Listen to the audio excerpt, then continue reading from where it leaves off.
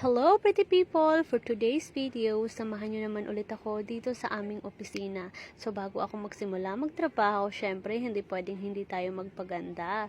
So habang nagme-makeup ako, kukwentuhan ko lang kayo ng mga bagay-bagay kung ano yung nagbago sa buhay ko or nagbago sa katawan ko mula nung anaplastic thyroid carcinoma ko at saka after surgery ko.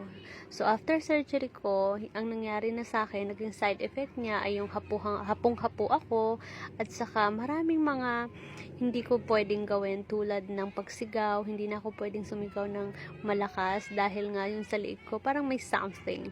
Tapos pag nagsasalita ako, lunok ako ng lunok kasi parang may nakaharang pa din.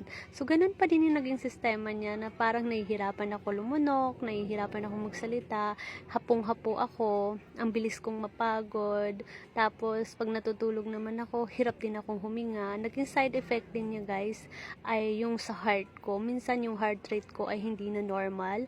Heartbeat ko hindi na din normal. Minsan, tapos lalo na guys, pag hindi ako umiinom ng gamot, as in whole day wala akong lakas. Wala akong kagana-gana sa mga bagay-bagay. And then, kung napapansin nyo guys, medyo tumaba ako dahil isa po yun sa side effect pag wala ka na pong hormones. So, hypothyroidism na po ako, kaya ganyan. So, that's why I'm enjoying my life. Kasi, maiksi lang ang buhay. So, maikli lang, kaya ini-enjoy ko na bawat araw. So, ikaw na nanonood ngayon, enjoy the life. And, bye!